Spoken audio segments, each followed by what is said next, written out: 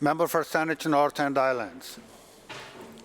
I couldn't hear the last part, but it was pointed down this way. So anyway, I thought what was happening yesterday was going to stay in yesterday, but apparently it's kind of crept on into today.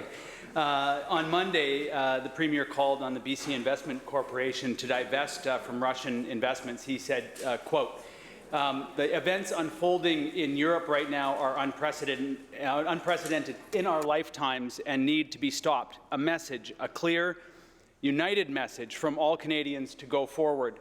The whole point of sanctions is to make with one voice a call to the international community to stand up to a brutal dictator, end quote. It was encouraging to see the parties united in support for the democracy in Ukraine. Through you, Honourable Speaker, to the Premier, aside from encouraging the BC Investment Corporation to divest, what specific actions have we taken to divest from Russia in support of Ukraine? Premier. Well, thank you, Honourable Speaker. I'm not aware of any investments the province of British Columbia has in Central Europe or Asia.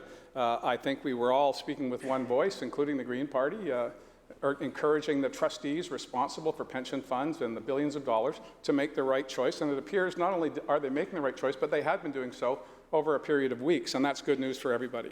But if the member's got a secondary question that can lay out what monies or what investments he's talking about, I'll be in a better position to answer the question.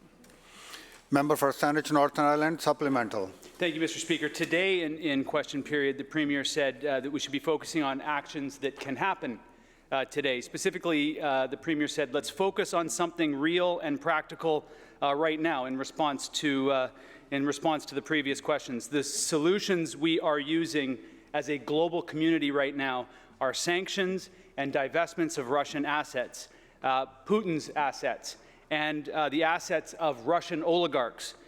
Since the beginning of the week, members of this Assembly have been positioning oil and gas development in British Columbia as ethical alternates to Russian sources.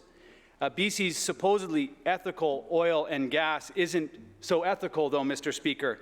Not only is it associated with human rights abuses against Indigenous people in our own country, it is still a profit machine for those Russian oligarchs that globally the world is divesting from. Envraz PLC is a company supplying steel for both the Coastal GasLink LNG project that the members here have been talking about and the Trans Mountain Pipeline project. The owner, chairman, and former CEO of Envraz are all Russian oligarchs who the world is divesting from. In 2018, the United States placed on a Putin list of Russians who had benefited from their close relationships with Putin, these owners. Yes, 4 years ago, the Americans identified these individuals as dangerous. Through you, Honourable Speaker, to the Premier, will we do our part to relieve ourselves from Russia's stranglehold, as the member said earlier, and immediately order Coastal GasLink to divest themselves of their relationship with Envraz PLC? Premier. Thank you, Honourable Speaker. If I understood the member's first question, it was what investments does the government of British Columbia have in Russian assets or Russian resources, and I'm confident the answer is none. What private sector companies operating in British Columbia are doing is not known to me. I'll take the member's research as given, and we'll take a look at that. But these are not BC's investments. These are private sector investments that were not known to, certainly not known to me until the member stood in his place. So I'll take that under advisement and I'll get back to him.